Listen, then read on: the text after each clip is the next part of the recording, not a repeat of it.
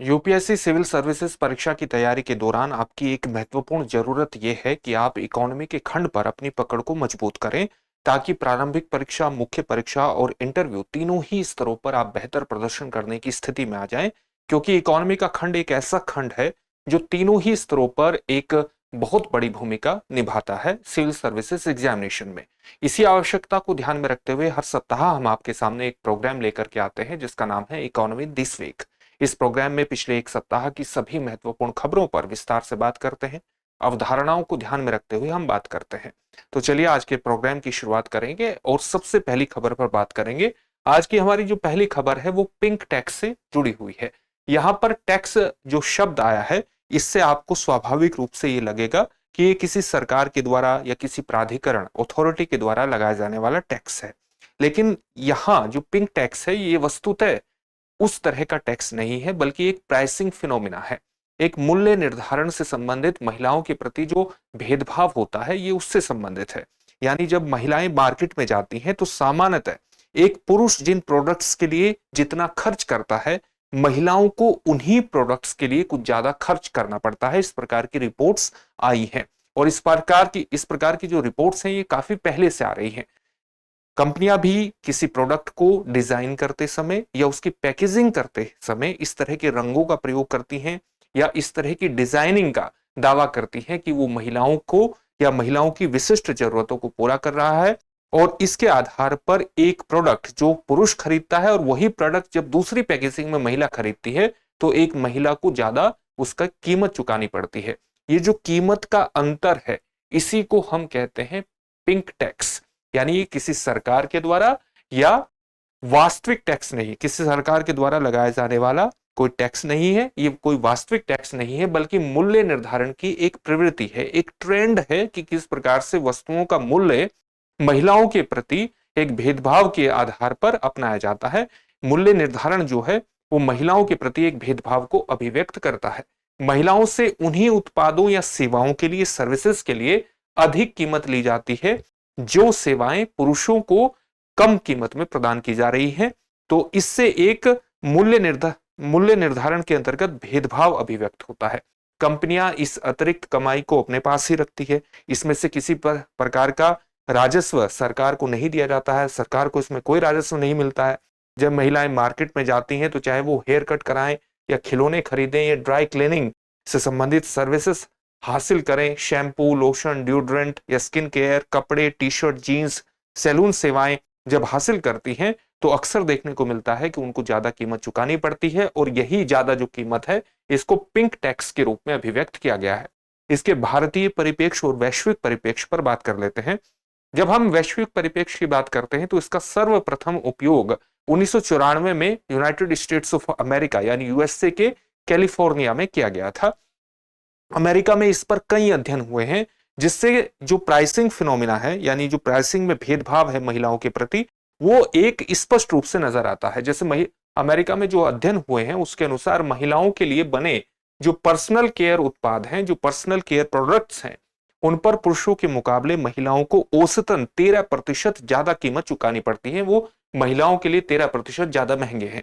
इसके अलावा महिलाओं की जो एक्सेसरीज हैं वो 7% और कपड़े 8% महंगे पाए गए हैं।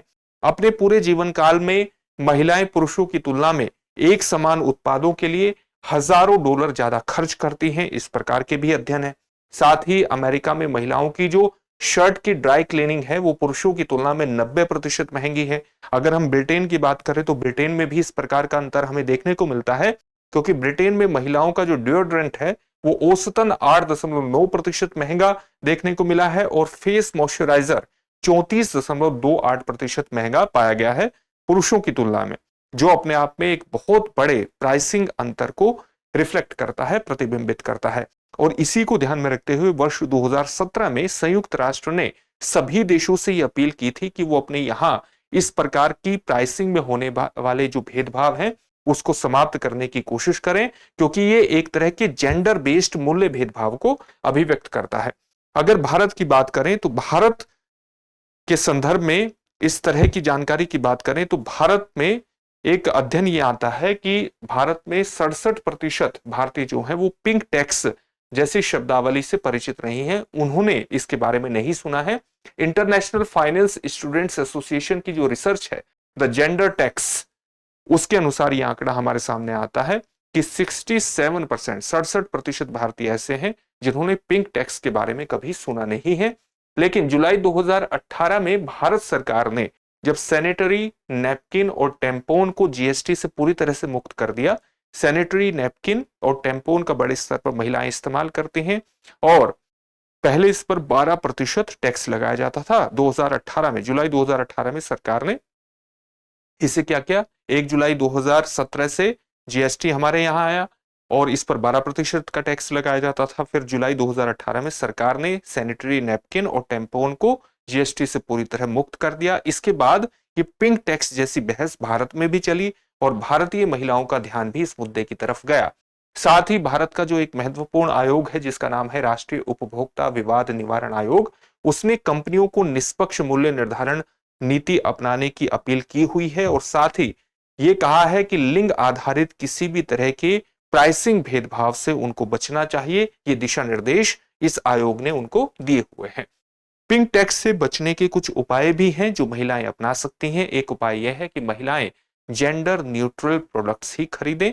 ऐसे प्रोडक्ट जो कि जेंडर को आधार बना करके डिजाइन नहीं किए गए हैं, उसकी पैकेजिंग जेंडर को आधार बना करके नहीं की गई है, बल्कि उसकी गुणवत्ता को ध्यान में रखते हुए कोई प्रोडक्ट एक समान तरीके से, यूनिवर्सल तरीके से तैयार किया गया है, उस प्रोडक्ट को ही महिलाएं खरीदें और जेंडर बेस्ड प्रोडक्ट को खरीदने से महिलाएं बचें। साथ ही जब महिलाएं किसी प्रोडक्ट को खरीदने जाएं तो उसकी तुलना प्रति ग्राम या प्रति मिलीलीटर के आधार पर करें।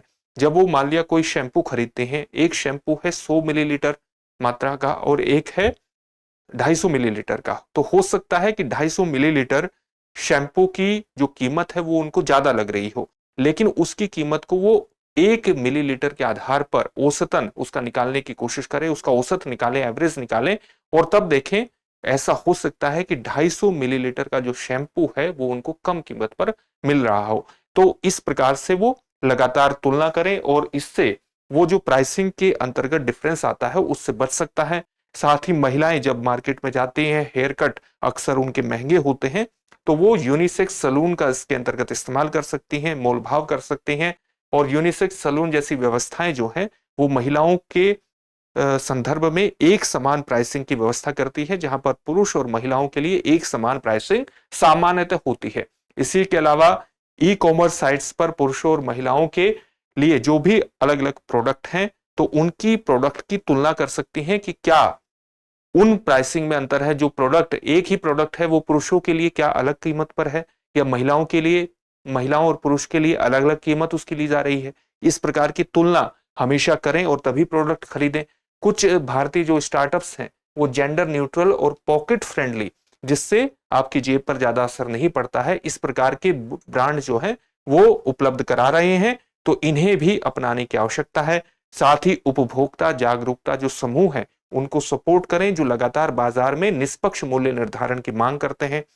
पिंक टैक्स इसलिए मौजूद है, ये भी बात कही जाती है, इसलिए मौजूद है क्योंकि उपभोक्ता चुपचाप भुगतान करते हैं और यदि लोग प्राइसिंग की तुलना करें तो कंपनियों पर दबाव बनाया जा सकता है कि वो निष्पक्ष प्राइसिंग पॉलिसी का पालन करें और इसी को ध्यान में रखते हुए महिलाओं को सारी चीजों को, कोई भी अगर वो प्रोडक्ट खरीदती हैं तो इन सारी चीजों का ध्यान रखना चाहिए किसी भी प्रोडक्ट को खरीदने में, ताकि वो अतिरिक्त प्राइसिंग से, ज्यादा कीमत किसी प्रोडक्ट की चुकाने से बच सके। अगला जो हमारा टॉपिक है वो यूनिफाइड पेंशन स्कीम से जुड़ा हुआ है। 1 अप्रैल 2025 से सरकार ने इस पेंशन स्कीम को लागू किया है। हालांकि घोषणा केंद्रीय मंत्रिमंडल के द्वारा इसकी अगस्त 2024 में ही कर दी गई थी, लेकिन ये प्रभावी कब हुई है? 1 अप्रैल 2025 से ये प्रभावी हुई है। सरकार ने केंद्रीय कर्मचारियों के लिए 30 सितंबर 2025 तक यूपीएस यानी यूनिफाइड पेंशन स्कीम से जुड़ने का एक विकल्प प्रदान किया है, ताकि जो एनपीएस के केंद्रीय सरकार के कर्मचारी हैं जो नेशनल पेमेंट सिस्टम से जुड़े हुए हैं, उसके तहत एनपीएस से जुड़ना अनिवार्य हुआ करता था, यूपीएस से जुड़ना वैकल्पिक है। तो विकल्प के तौर पर सरकार ने ये कहा है कि एनपीएस के जितने भी कर्मचारी हैं, केंद्रीय सरकार के कर्मचारी हैं, उनके पास विकल्प है कि वो 30 सितंबर 2025 तक यूपीएस को अपना सकते हैं। लेकिन अभी तक जो आंकड़ा हमारे सामने आया है, केंद्रीय कर्मचारियों की कुल संख्या लगभग 24 लाख है और इसमें से लगभग 40,000 कर्मचारी ही यूनिफाइड पेंशन स्कीम से जुड़े हैं, जो यूनिफाइड पेंशन स्कीम की तरफ एक बहुत ही कम रुझान को अभिव्यक्त करता है। कर्मचारी जो संघ है, कर्मचारियों की जो लगातार संघ है, वो लगातार इस बात की डिमांड कर रहे हैं कि जो ओल्ड पेंशन स्कीम हुआ करती थी वो ही सरकार को लागू करनी चाहिए। और क्योंकि जो यूपीएस है, यूनिफाइड पेंशन स्कीम है, ये भले ही एनपीएस के एक विकल्प के तौर पर प्रस्तुत की जा रही हो, लेकिन ये कर्मचारी संघों की मांग को पूरा नहीं करती है। तो उनके द्वारा लगातार ये डिमांड की जा रही है कि ओल्ड पेंशन सिस्टम जो हुआ करता था उसी को लागू किया जाना चाहिए। यूपीएस के अगर बारे में बात करें तो राज्य सरकारों को यूपीएस अपनाने का विकल्प भी प्रदान किया गया है और एक वैकल्पिक योजना के रूप में आप इसको समझ सकते हैं, जहां जो नेशनल पेंशन सिस्टम था, हम सभी को देखेंगे थोड़ा थोड़ा करके, एनपीएस के बारे में भी जानेंगे, ओल्ड पेंशन स्कीम क्या थी उसके बारे में भी जानेंगे, और किस प्रकार से जो यूपीएस आया है यानी यूनिफाइड पेंशन स्कीम आई है, इसमें एनपीएस और ओपीएस दोनों की कुछ महत्वपूर्ण विशेषताओं को शामिल किया गया है ताकि सरकार पर ज्यादा राजकोषीय दबाव भी ना पड़े।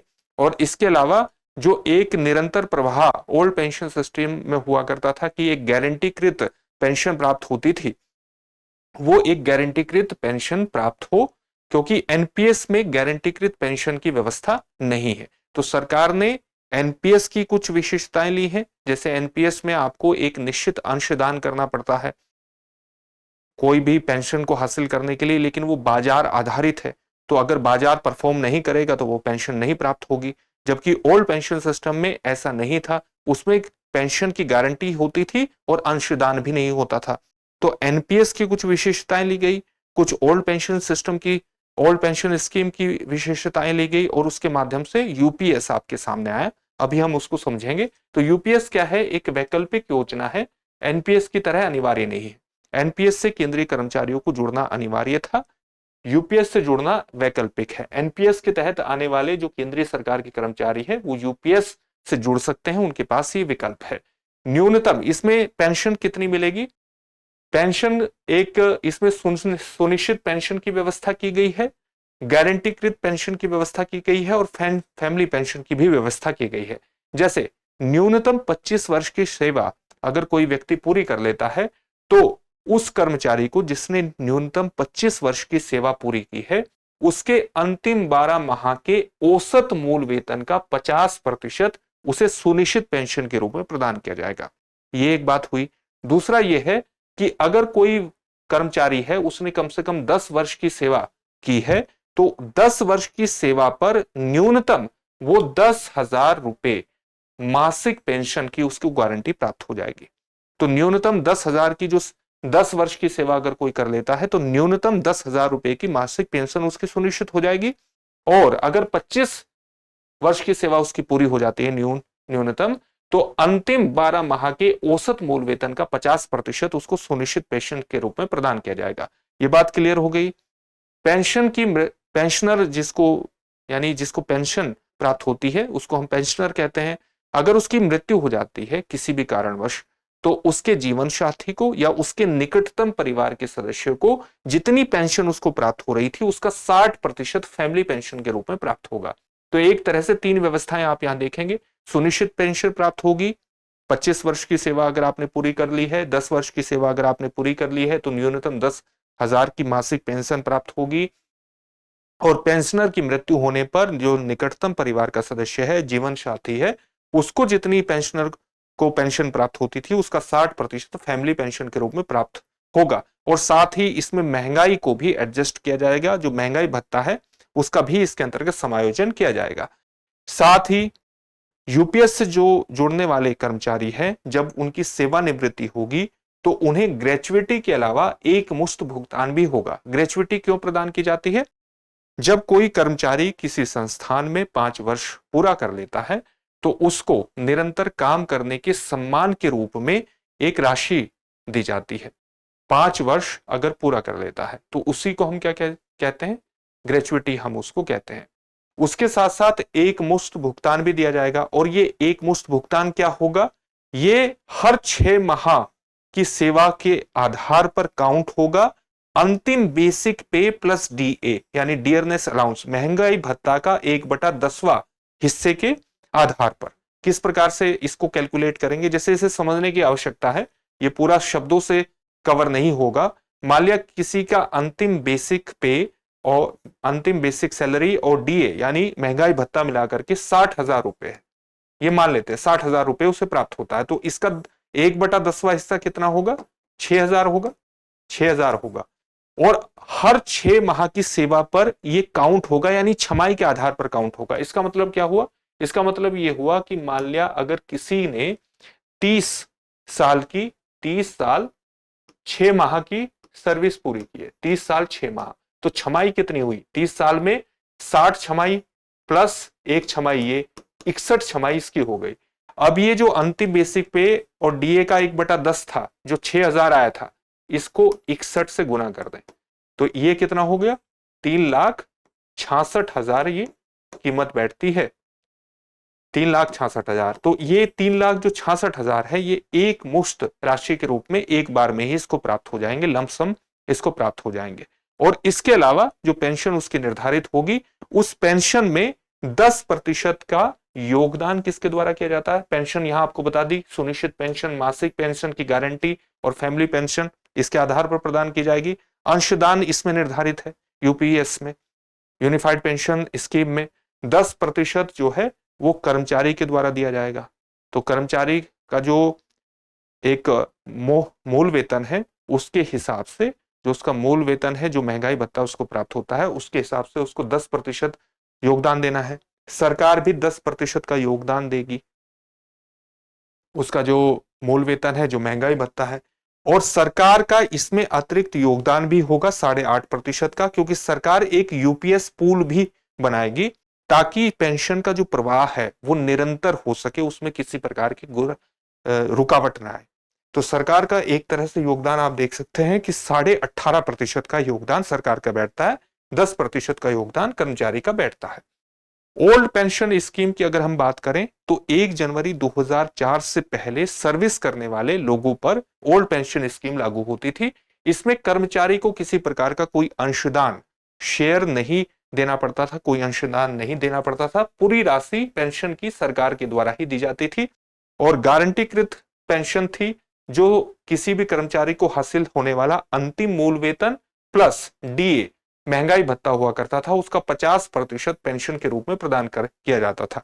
लेकिन समय के साथ सरकार पर बहुत ज्यादा राजकोषीय दबाव आया, और जब सरकार पर बहुत ज्यादा राजकोषीय दबाव आया, बहुत ज्यादा दबाव बढ़ जाने की वजह से सरकार एक नई स्कीम लेकर के आई, जिसको हम नेशनल पेंशन सिस्टम के नाम से जानते हैं।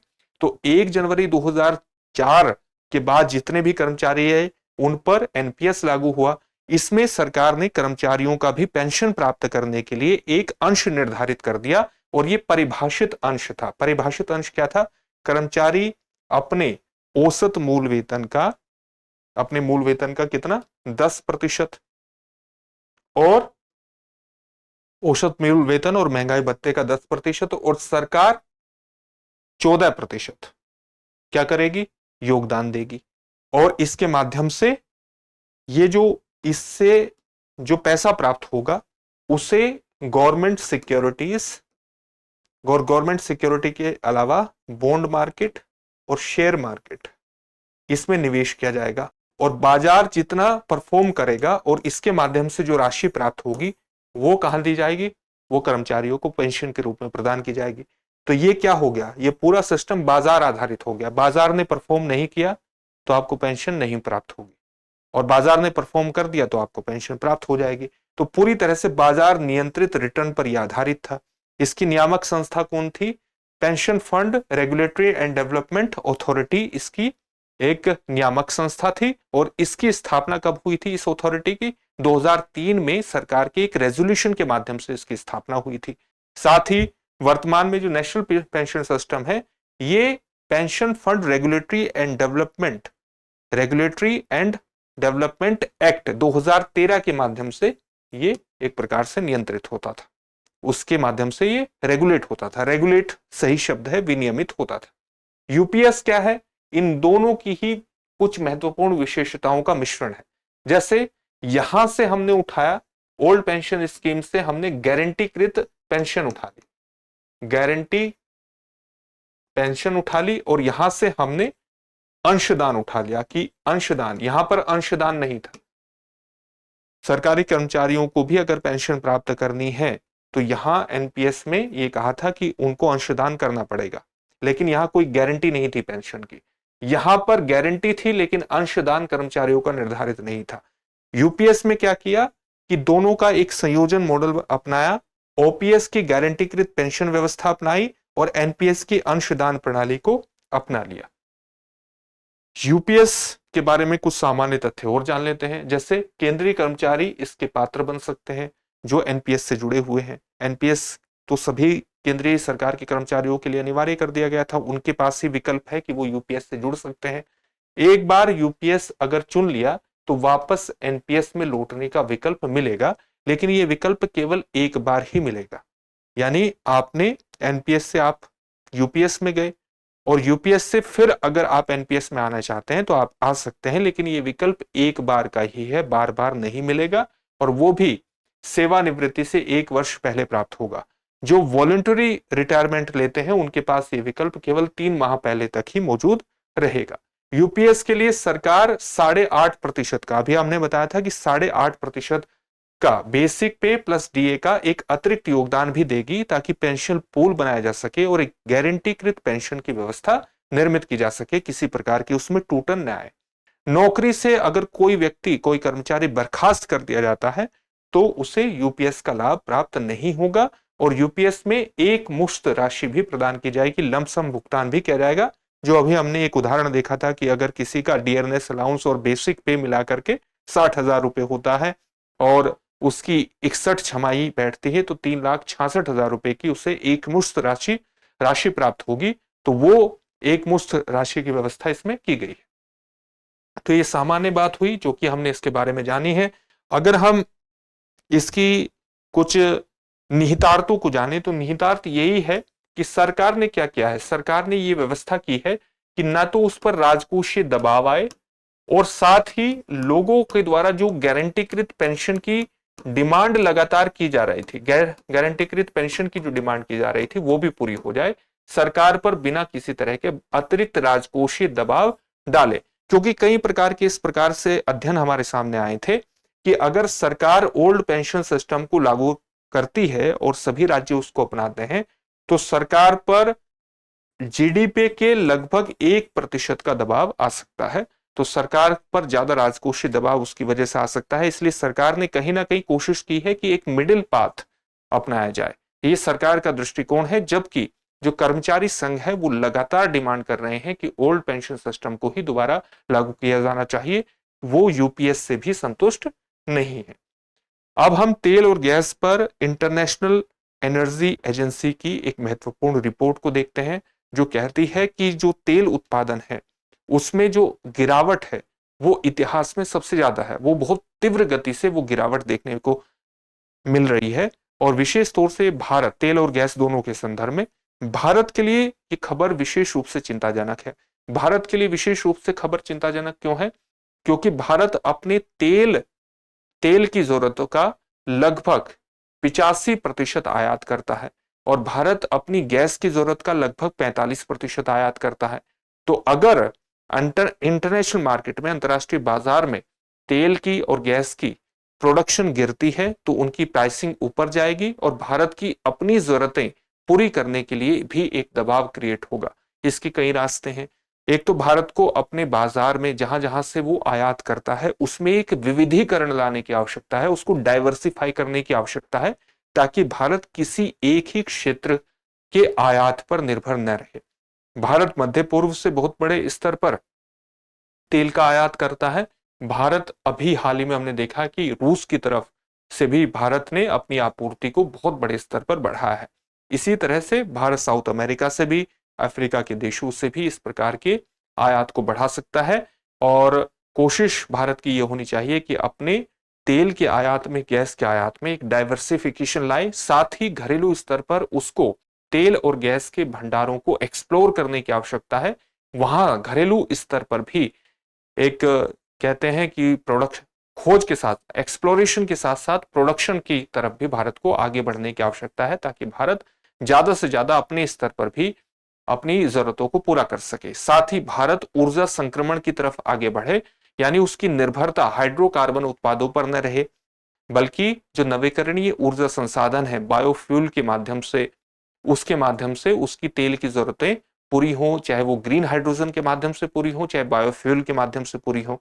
तो इस प्रकार से भारत इस तरह की प्राइसिंग जो प्रेशर है उससे बच सकता है, या प्रोडक्शन जो अगर तेजी से गिरावट होती है भविष्य में तो उससे भारत बच सकता है। इस तरह के जोखिम से भारत आगे निकल सकता है। यही इस पूरी रिपोर्ट का लबोलुआब है। अब हम कुछ महत्वपूर्ण तथ्यों को देख लेते हैं ताकि आपको एग्जामिनेशन में उसका प्रयोग करने में किसी तरह की दिक्कत ना आए। तो इंटरनेशनल एनर्जी एजेंसी की रिपोर्ट कौन सी है? The implications of oil and gas field decline rates, यानी जो ऑयल और गैस फील्ड्स में प्रोडक्शन का डिक्लाइनिंग रेट है, ये इतिहास में सबसे ज्यादा बताया जा रहा है कि अब तक इतनी तेजी से जो गिरावट की दर है वो कभी नहीं रही है। तो इसका इंपैक्ट क्या होगा, इस पर यह पूरी रिपोर्ट है। अंतर्राष्ट्रीय ऊर्जा एजेंसी ने कहा है कि वैश्विक तेल और गैस के जितने भी क्षेत्र हैं उनका उत्पादन पहले के मुकाबले बहुत तेजी से घट रहा है।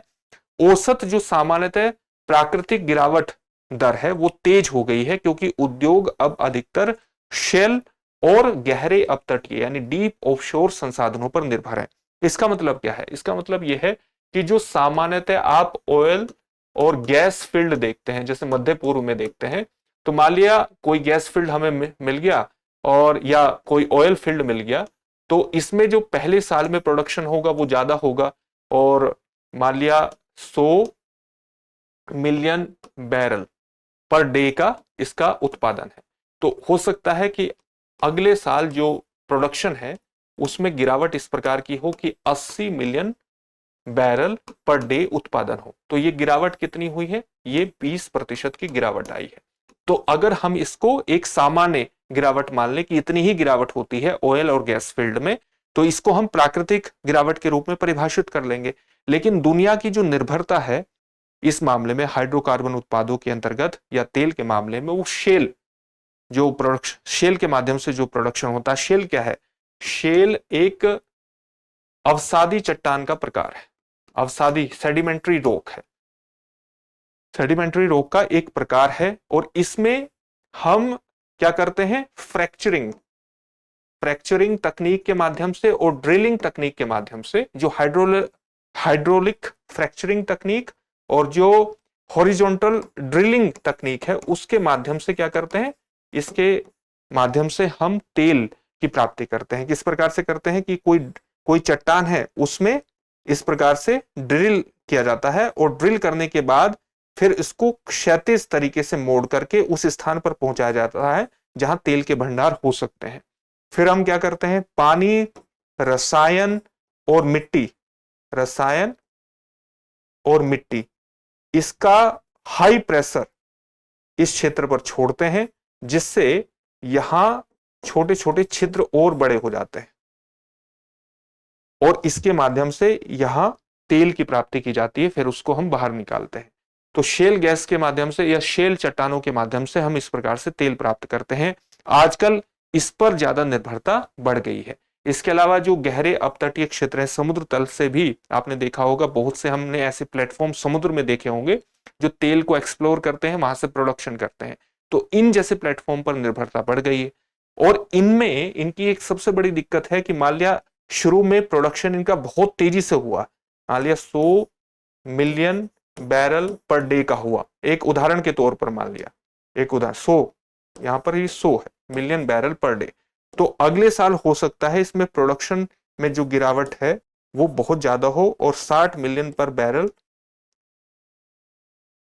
बैरल पर डे का ही उत्पादन हो। यानी यहां पर जो गिरावट है वो बहुत स्टीप है, ये 40% की गिरावट यहां हो सकती।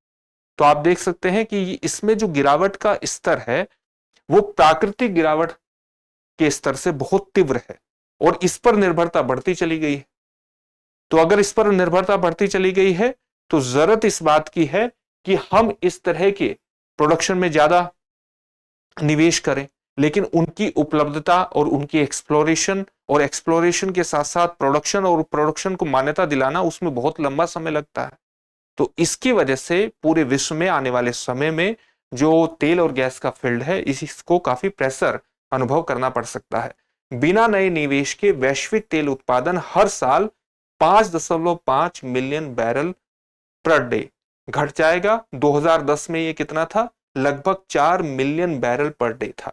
तो आप देख सकते हैं कि ये लगातार बढ़ता जा रहा है। प्राकृतिक गैस उत्पादन हर साल 270 बिलियन क्यूबिक मीटर बीसीएम घटेगा। 2010 में कितना था?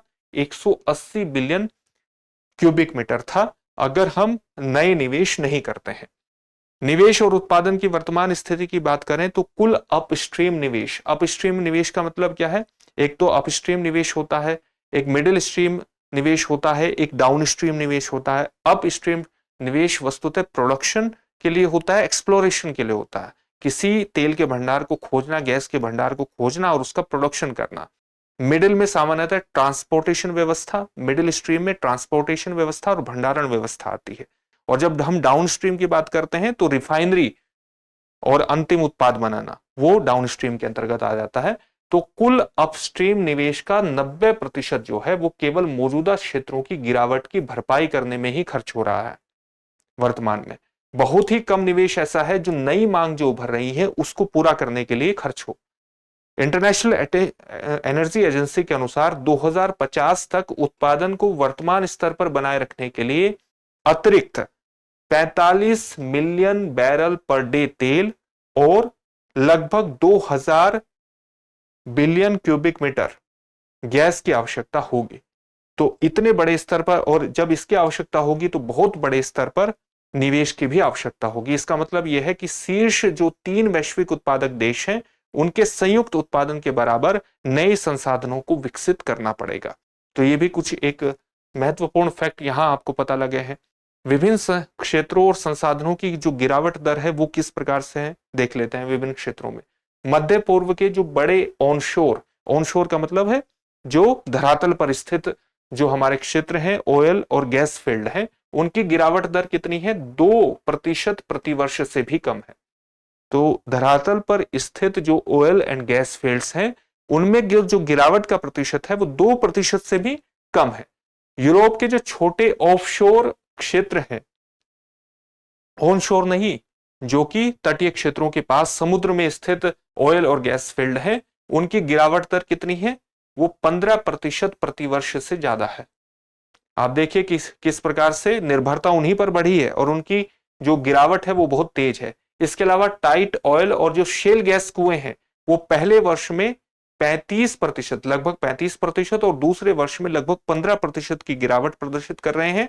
और जो उच्च गिरावट वाले संसाधनों पर निर्भरता का मतलब क्या है? यानी सीधा सा मतलब है कि छोटे ऑफशोर क्षेत्र शेल गैस पर हमारी निर्भरता बढ़ी है और उनमें आप देखिए गिरावट का कितना बड़ा प्रतिशत है इनके मुकाबले। जहां 2% से भी कम गिरावट यहां है, वहां 15%, 35%, लगभग 15% की गिरावट है। तो इसका सीधा सा मतलब क्या है कि लगातार ड्रिलिंग और पूंजी निवेश बेहद बड़ी मात्रा में आवश्यक है एक्सप्लोरेशन और डेवलपमेंट के लिए। भारत पर इसका क्या प्रभाव होगा? जैसा कि अभी आपको बताया कि भारत अपनी कच्चे तेल की 85% जरूरत, गैस की 45% की आवश्यकता जो है भारत की वो आयात पर निर्भर है।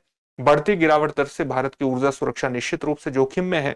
किसी भी नई परियोजना में लाइसेंसिंग से उत्पादन तक लगभग 20 वर्ष लगते हैं, क्योंकि 10 वर्ष का जो समय है वो औसतन खोज में लग जाता है और 10 वर्ष किसी भी परियोजना के विकास और निर्माण में लग जाते हैं। तो औसतन 20 वर्ष का समय लगता है। इसलिए निवेश करने की आवश्यकता है अगर भारत घरेलू स्तर पर भी बेहतर उत्पादन करना चाहता है। भारत के लिए सुझाव यही है कि भारत ऊर्जा स्रोतों का विविधीकरण करे, डाइवर्सिफिकेशन करे, अपने स्ट्रेटेजिक रिजर्व को बढ़ाए। इसके अलावा जो घरेलू अन्वेषण है, घरेलू एक्सप्लोरेशन है वो करे, उत्पादन में तेजी लाए और जो स्वच्छ विकल्प है ऊर्जा के, ग्रीन हाइड्रोजन और बायोफ्यूल, उनको बढ़ावा दे। यहां पर अंतरराष्ट्रीय ऊर्जा एजेंसी का लगातार संदर्भ आया है तो उसके बारे में भी कुछ बेसिक तथ्य आपके लिए जानना सही रहेगा। इसका मुख्यालय कहाँ है? पेरिस में है। इसकी स्थापना कब हुई थी? 1970 के दशक में। आप जानते हैं कि एक बहुत बड़ा तेल संकट खड़ा हुआ था और इस तेल संकट का सामना करने के लिए जो आर्थिक सहयोग और विकास संगठन है OECD यानी organisation of economic cooperation and development, उसके सदस्यों के द्वारा 1974 में एक स्वायत्त एजेंसी के रूप में गठित हुआ था। यानी इसकी स्थापना कब हुई? 1974 में हुई। मुख्यालय कहां पर है? पेरिस में है। और मुख्य रूप से किन चीजों पर फोकस करता है? ऊर्जा संबंधी नीतियों पर, जिसमें आर्थिक विकास, ऊर्जा सुरक्षा और पर्यावरण संरक्षण जैसी चीजें शामिल होती हैं।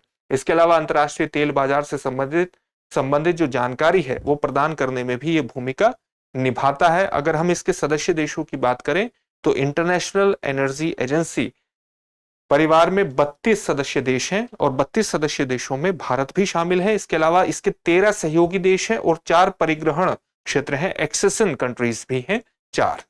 तो ये अंतरराष्ट्रीय ऊर्जा एजेंसी के बारे में बात हुई। अब इन सभी से संबंधित एक एक प्रश्न देख लेते हैं, जिसका उत्तर आपको कमेंट बॉक्स में कमेंट करके देना होगा। पहला प्रश्न है, पिंक टैक्स शब्द सबसे पहले किस वर्ष और कहां सामने आया? आपके सामने ऑप्शंस हैं, 1990 न्यूयॉर्क, 1994 कैलिफोर्निया, 2000 लंदन या 2017 जिनेवा। अगला प्रश्न है, यूपीएस यानी यूनिफाइड पेंशन सिस्टम या स्कीम में न्यूनतम कितने वर्ष की सेवा के बाद कर्मचारी को अंतिम 12 माह के औसत मूल वेतन का 50% पेंशन सुनिश्चित है? आपके सामने ऑप्शंस हैं, 10 वर्ष, 15 वर्ष, 20 वर्ष या 25 वर्ष। लास्ट प्रश्न है, इंटरनेशनल एनर्जी एजेंसी का मुख्यालय कहां स्थित है? आपके सामने ऑप्शंस हैं, न्यूयॉर्क, पेरिस, जिनेवा या ब्रसेल्स। इन सभी प्रश्नों के उत्तर आपको कमेंट बॉक्स में कमेंट करके जरूर देने हैं। फिर से एक नए सेशन में आपसे मुलाकात होगी। धन्यवाद। अब एग्जाम की तैयारी को और बेहतर करने के लिए हमारे चैनल को लाइक, शेयर और सब्सक्राइब करना ना भूलें।